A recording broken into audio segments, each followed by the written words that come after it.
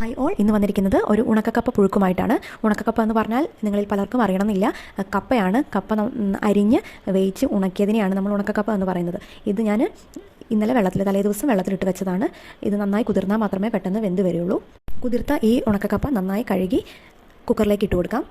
ആവശ്യത്തിന് വെള്ളം ഒഴിച്ച് കുറച്ച് മഞ്ഞൾപ്പൊടിയും ആവശ്യത്തിന് ഉപ്പും ചേർത്ത് നന്നായി ഇളക്കി കുക്കർ അടച്ച് നമുക്ക് സ്റ്റൗവിലേക്ക് വെക്കാം. ഒരു 4 വിസിൽ കൊണ്ട് ഇത് വെന്തിട്ടുണ്ടാവും. വെന്ത ഈ കപ്പ നമുക്ക് വെള്ളം ഊറ്റാനായിട്ട് വാർത്ത് വെക്കാം. ഈ സമയത്ത് മറ്റൊരു പാത്രം നമുക്ക് സ്റ്റൗവിലേക്ക് വെക്കാം.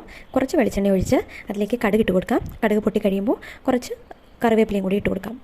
ഇതിലേക്ക് നമ്മൾ വെള്ളം ഊറ്റി വെച്ച കപ്പയും കൂടി ഇട്ട് കൊടുക്കും. ഈ സമയത്ത് നമുക്ക് കപ്പ നന്നായി ഇളക്കി ഒന്ന് ഉടച്ച് കൊടുക്കാം. ഒന്ന് മൂടി വെക്കാം. കുറച്ച് കഴിഞ്ഞ് നമ്മളിവിടെ മാറ്റി വെച്ചിരിക്കുന്ന കടല കൂടി ചേർത്ത് കൊടുക്കാം. ഇത് ബ്രേക്ക്ഫാസ്റ്റിൻ്റെ കറിയാണ്. അപ്പോൾ ബാക്കി വന്നത് ഞാൻ ഇതിലേക്ക് ആഡ് ചെയ്യുകയാണ്. നിങ്ങൾക്കല്ലാതെ കടല വേവിച്ചും ഇതിലേക്ക് ഇട്ട് കൊടുക്കാം. കടല വേണമെന്നൊന്നുമില്ല. നമ്മൾ സാധാരണ കപ്പ പുഴുങ്ങുമ്പോൾ തേങ്ങ ഒതുക്കി ഇടാറുണ്ട്. ആ ഒരു കാര്യം തന്നെ കടലയ്ക്ക് പകരം ചെയ്താലും നല്ല ടേസ്റ്റ് തന്നെയാണ്. കടല കൂടി ഇട്ട ശേഷം നന്നായിട്ട് മിക്സ് ചെയ്യാം. ഇതിലേക്ക് കുറച്ച് മുളക് പൊടി, മല്ലിപ്പൊടി, ഗരം മസാല ഇതുകൂടി ആഡ് ചെയ്ത് നന്നായിട്ടൊന്ന് ഇളക്കാം. നന്നായി ചൂടാറിയ ശേഷം നമുക്ക് മല്ലിയില ഇട്ട് കൊടുത്ത് സെർവ് ചെയ്യാം കേട്ടോ.